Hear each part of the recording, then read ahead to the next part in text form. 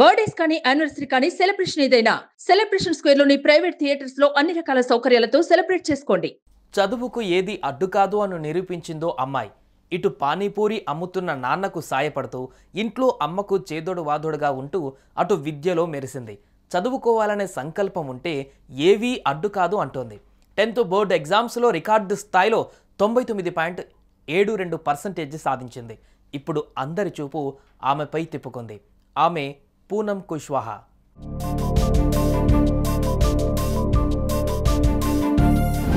ఆడపిల్ల పుట్టిందంటే నెత్తిమీద కుంపటిలా భావించే రోజులివి.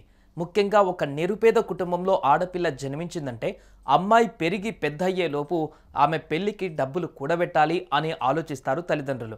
ఇక రెక్కాడితే కానీ డొక్కాడని పరిస్థితులలో ఉన్న వారికి ఆడపిల్ల పుట్టిందంటే తలలు పట్టుకుంటారు.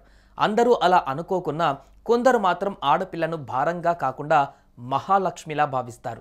ఇదిగో ఈ కుటుంబంలోనూ పుట్టిందో ఆడపిల్ల. పనిచేస్తే గాని పూట గడవని ఇంట్లో పుట్టినా ఆమెను మహాలక్ష్మిలానే చూశారు తల్లిదండ్రులు.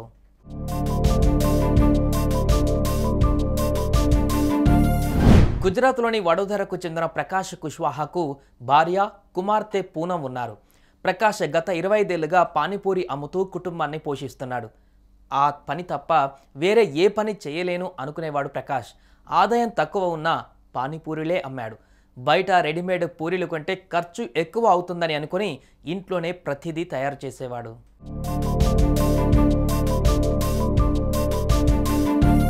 తన వ్యాపారానికి భార్య కూతురి సాయం తీసుకునేవాడు. పూనం స్కూల్ నుండి రాగానే పూరీలు చేయడం మొదలుపెట్టేది.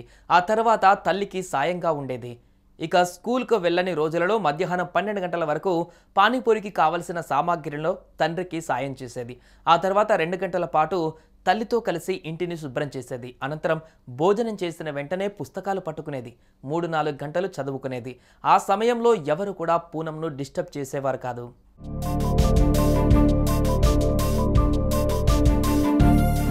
ఇక ఎగ్జామ్స్ ఉన్న సమయంలో మాత్రం 6 గంటల పాటు చదివేది పూనం.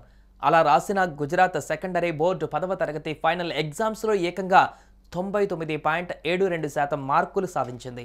స్కూల్లో ఎప్పుడు ఫస్ట్ ఉండే పూనం ఫైనల్స్లో ఈ రేంజ్లో మార్కులు సాధిస్తుంది అనుకోలేదు ఎవరు. కానీ రిజల్ట్ చూసిన తర్వాత అందరూ షాక్ మాత్రమే కాదు, సంతోషంతో ఉబ్బి తబ్బిబ్బులవుతున్నారు.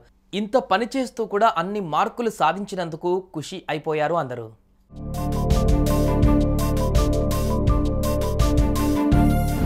ఇక పూనం మాత్రము తాను ఫ్యూచర్లో డాక్టర్ అవ్వాలనుకుంటున్నట్లు తెలిపింది.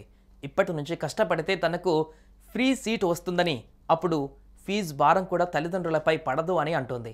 తనకు 99.72% వచ్చినందుకు చాలా సంతోషంగా ఉందని చెప్పింది.